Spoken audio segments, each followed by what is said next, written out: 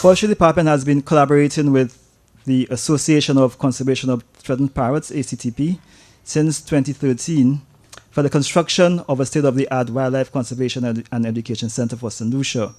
As Mr. John said, that collaboration with the ACTP goes back 10 years, but for the last 5 years, we have been in collaboration with them or consultation with them for this wildlife conservation center. This will enable the Forestry Department to move away from the conventional zoo operations to a modern-day facility with greater focus on conservation and education. ACTP has in the past funded many projects and initiatives such as the St. Lucia Parrot Census, procurement of vehicles for conservation work, short-term training for staff of the department, and financial support for the rehabilitation of the parrot habitat following natural disasters, amongst others. I recall about 5 years ago, I was actually at this facility where I took one of my friends from Trinidad and his wife and kids. And during our tour of the facility, I was told by one of the guides that we'll soon be closing down the facility to be replaced by a modern zoo for family type activities, and to encourage the kids to come in to learn about wildlife in St. Lucia. It never dawned on me that I would be the one here 5 years later being the spearhead of that activity. So I'm very pleased to be here. I could now tell my friend in Trinidad that he can come over to St. Lucia in the next 7 to 8 months to really come in and view and patronize this new wildlife conservation center in St. Lucia. So we thank ACTP for their generous support in providing the financing for this facility.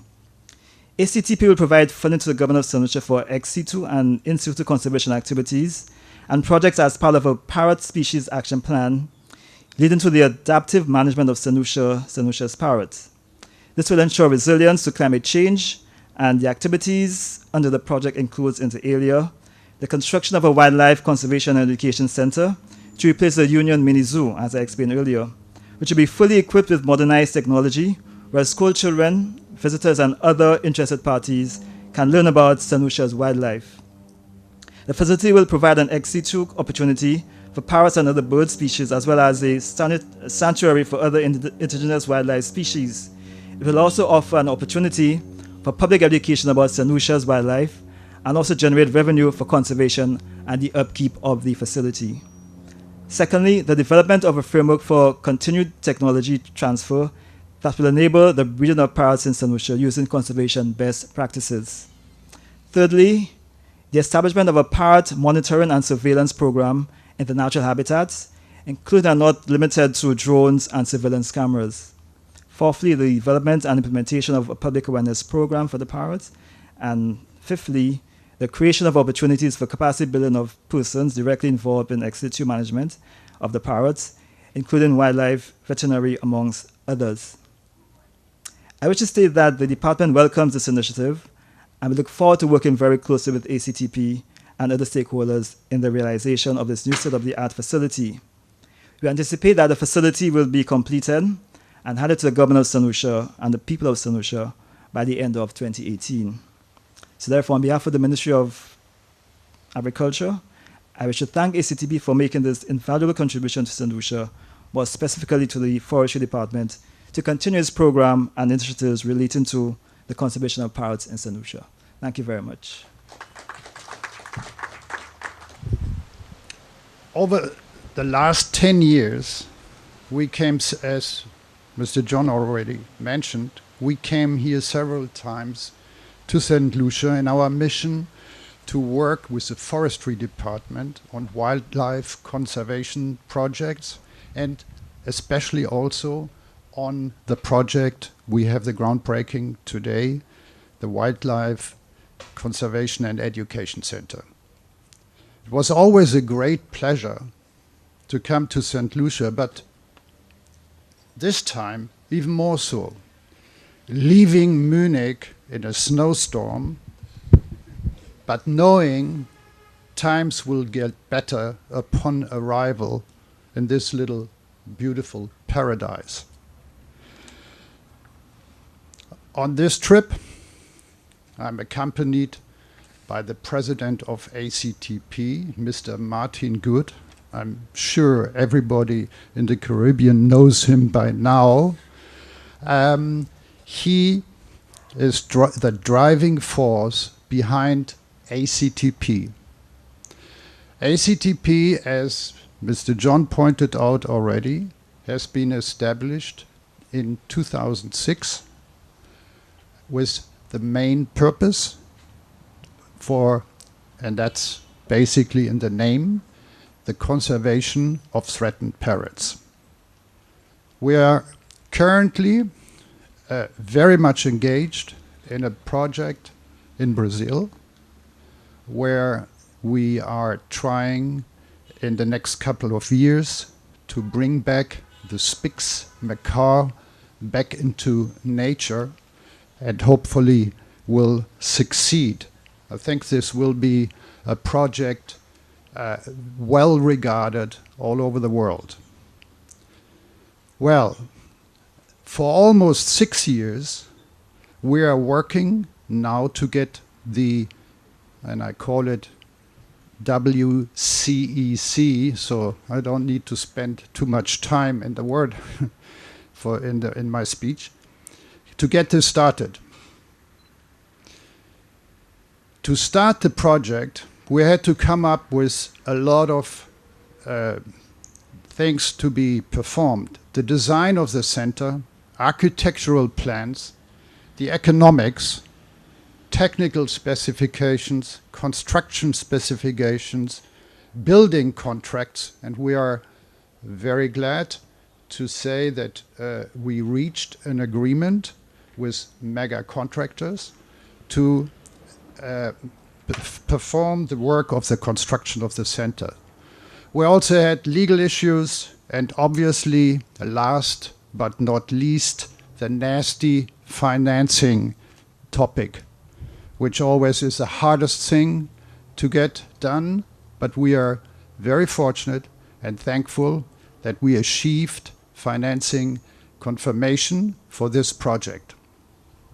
So now, with the celebration of the groundbreaking, all of us wanted to be present and want to emphasize how thankful we are to the representatives of the St. Lucia government and the Forestry Department to work closely, effectively, and trustfully with ACTP to bring the Wildlife Center finally together. Actually, the groundbreaking is just the first obvious sign of something big taking place. Although what has been achieved in the past years is already a good success for all of us involved, I would like to especially thank the Honorable Minister and the Permanent Secretary to help us to come to where we are today. We are aware that we have plenty of road ahead of us, and definitely many more issues we need to deal with. But once completed, hopefully, as you pointed out, by the end of 2018, this will be a state-of-the-art environmental project. Thank you. It will be a tremendous attraction for St. Lucia visitor as well as for the residents. May I kindly ask you to continuously keep the Wildlife Center on your mind? May I ask you to support the Wildlife Center in any way you can do, not only today or tomorrow, but during the whole construction process and thereafter. We need all your help to make this very ambitious project a success for the people of St. Lucia. I can assure you, once completed, it will make a major impact for your beautiful island. We at ACTP will continue to support the center and are very thankful that the government of St. Lucia and the Honorable Minister and the Honorable Permanent Secretary stand fully behind this project. The Wildlife Center will provide a dynamic and deeply engaging venue to demonstrate the effectiveness of current and future efforts to balance conservation and development of this beautiful island. The center will be tailored for 3 groups of visitors. Number 1, the locals, family visits and outdoor trips for those not wishing to walk into the forests. Number 2, tourists, regional and international long-stay and short-term tourists, such as cruise ship groups. Number 3, school groups and environmental educational clubs. For the tourists, it will be a way to get in contact with St. Lucia's habitat without disturbing the wildlife and without spending too much time and energy. So it should be ideal for passengers of the cruise ships. We expect the revenues from these visitors not only to cover the operating expenses of the Wildlife Center, but also to create surplus funds to be used to support future environmental projects as well as pay for prevention measurements of hurricanes. The Wildlife Center will be in a unique place for education and awareness purposes for the local community of St. Lucia. The message should be that each person can make a difference and help to protect the beauty of the island and therefore the well-being of its inhabitants. Let me summarize once more. The Wildlife Center will be a state-of-the-art environmental project of St. Lucia. The Wildlife Center, once in operation, will provide funds on an annual basis for wildlife projects in St. Lucia. And thirdly, ACTP is fully committed to make this project a success. Thank you very much for listening. And I am very happy to be here with my colleague ministers in the OECS to express thanks to the ACTP for a job well done, and I want us to give them a special round of applause. As I sat there, I could not help myself but reminiscing on my own island, St. Vincent and the Grenadines. In St. Vincent and the Grenadines, the British government in 1765 established a botanical garden. In fact, it is the oldest botanical garden in the Western Hemisphere, 1765. Even before the Emancipation Act was passed in 1834, and apprenticeship came to an end in 1838, approximately 65 years before all of that for the abolition of slavery, we had a botanical garden in our country. And I want to speak about the significance of having a botanical garden. And sometimes you pass up here in Union and you just think that this is a simple place where the guys from Forestry hang out. But it's a very important place, not only in our history, but should be in our future. The British government established the gardens in St. Vincent and the Grenadines and brought the breadfruit plant, Captain Bligh, traversed the seas and brought the breadfruit plant and planted it in the garden so that food would be provided for all of the British Empire to feed persons. That is the kind of historical importance that a garden had back then. And I'm putting this on the same platform today, that what we are doing here with the ACTP must not only be seen as an activity for the net present moment of 2018, but the gardens in St. Vincent and the Grenadines is over 250 years old.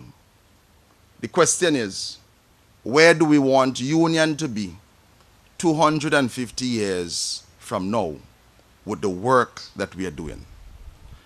And as young as Martin Gut may look, and my colleague ministers Johnson and Joseph, 250 years from now, none of us will be here.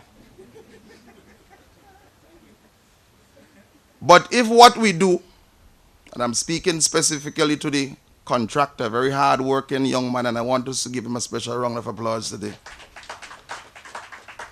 If what we do today, we do it well. If God tarries, and he doesn't put in his appearance, in 250 years, just like we have the garden in St. Vincent still going, we would expect students of neighboring schools. I don't know if the name minister may still be around, because they might change it from minister. The government may be ran from social media. I don't know. I don't know. 250 years is a long time.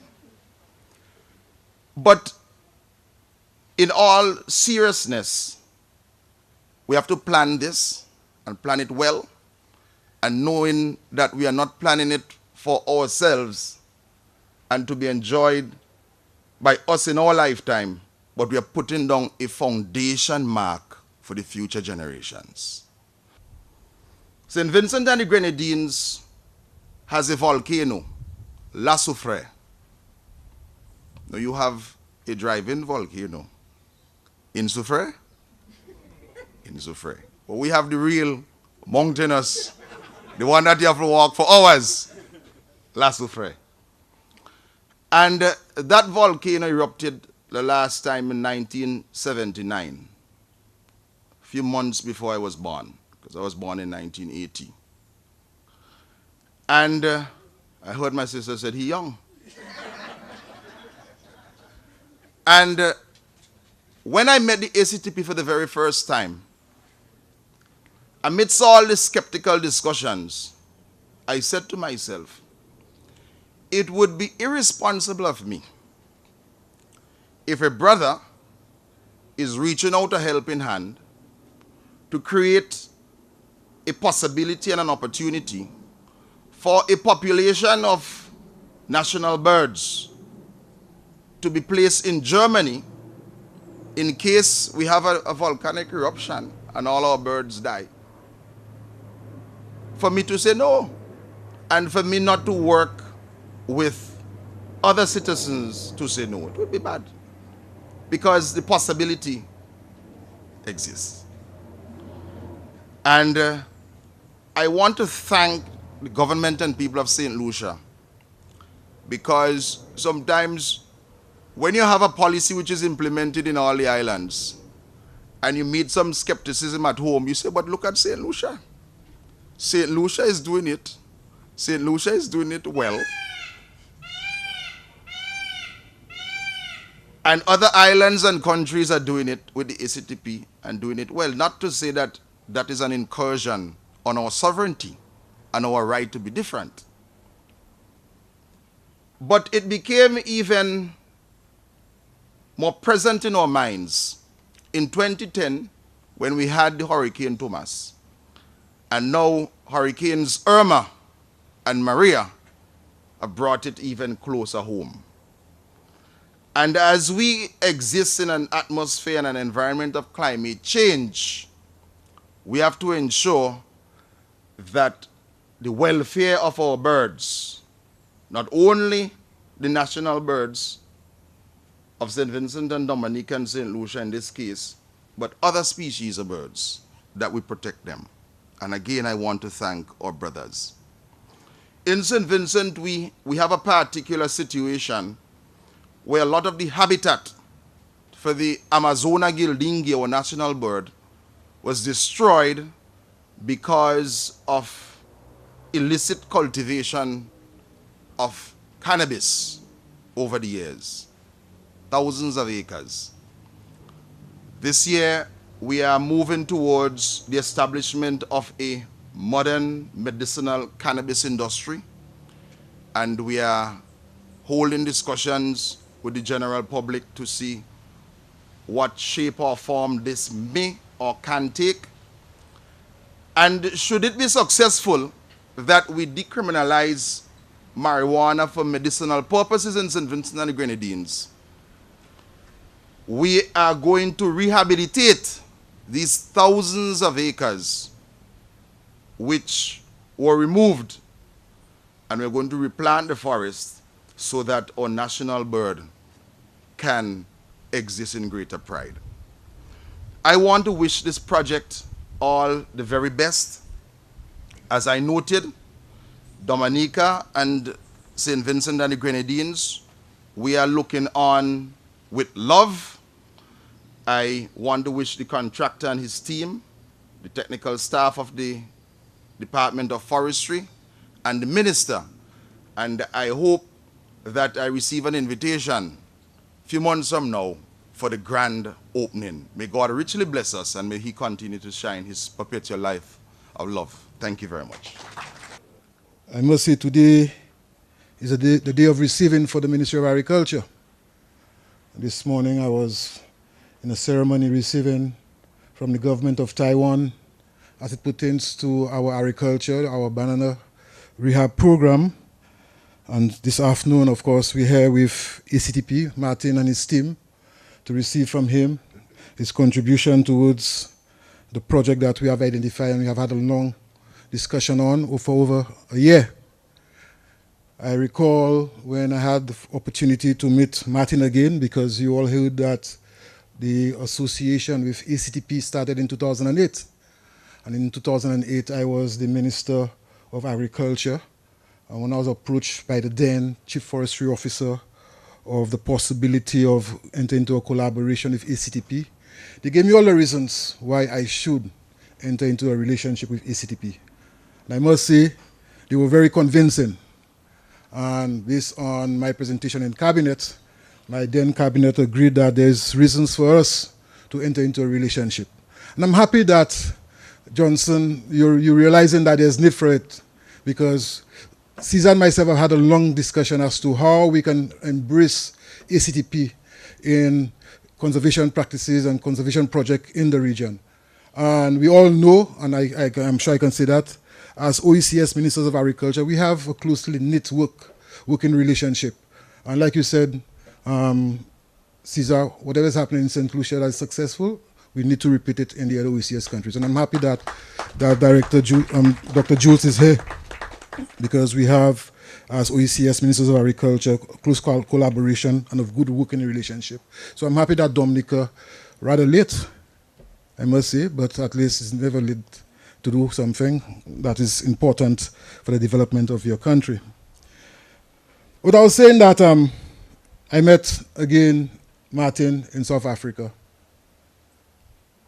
in September 2016.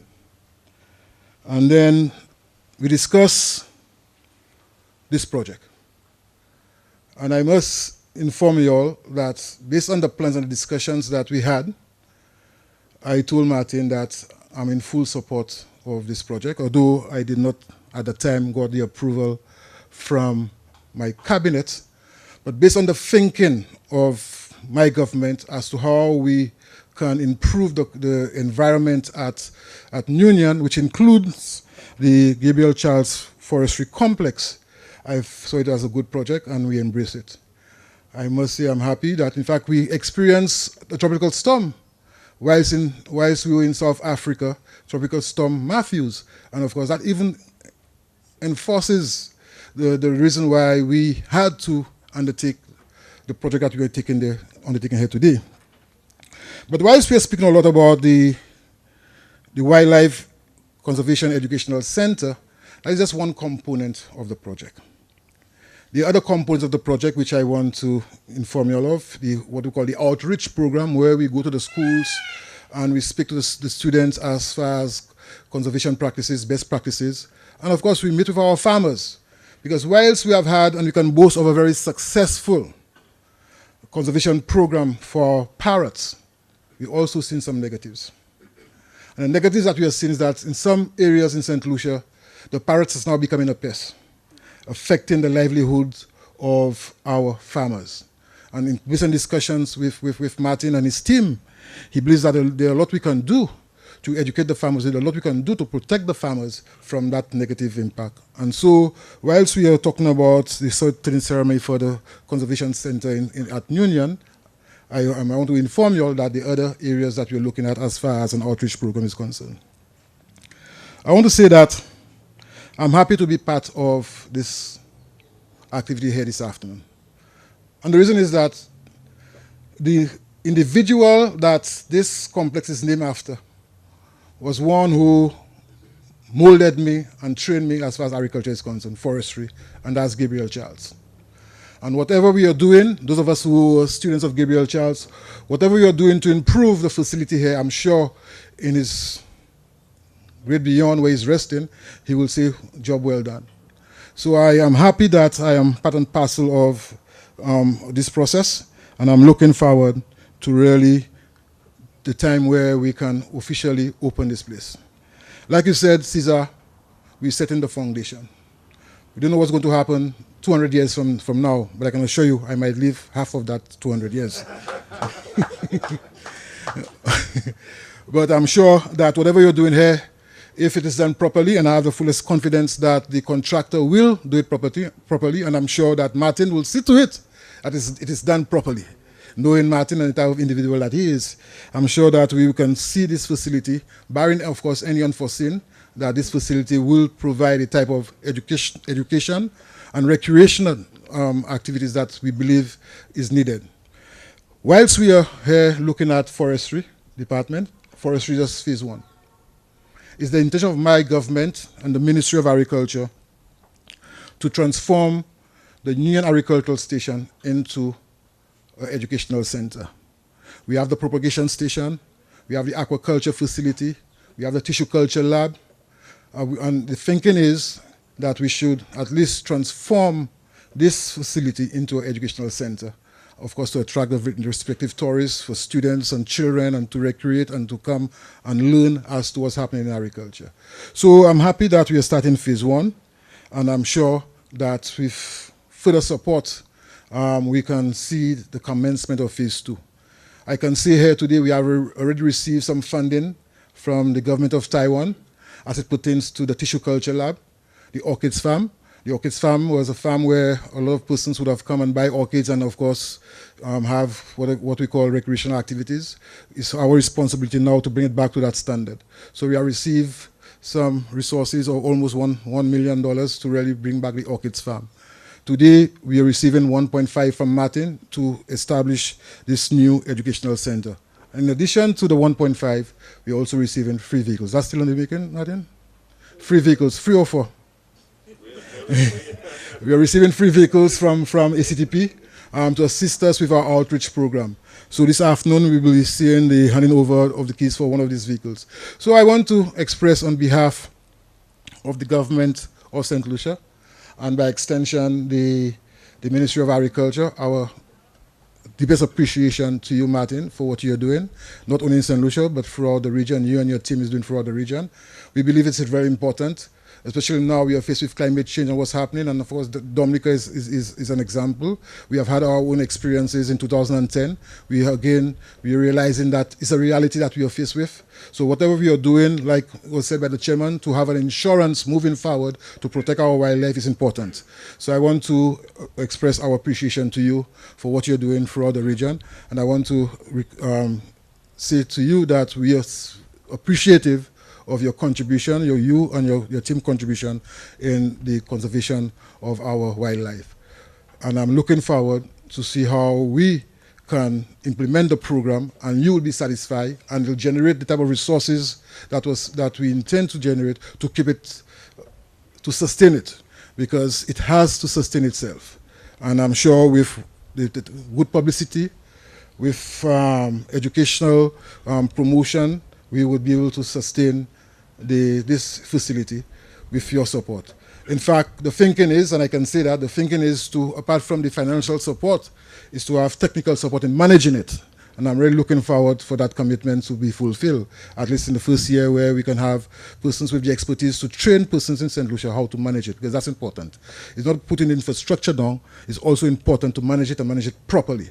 So I'm happy that apart from the financial contribution that you're also making a contribution in teaching us and educating us and working with us in the initial stages. So thank you very much to you and your team, and I want to express our biggest appreciation for what you have done.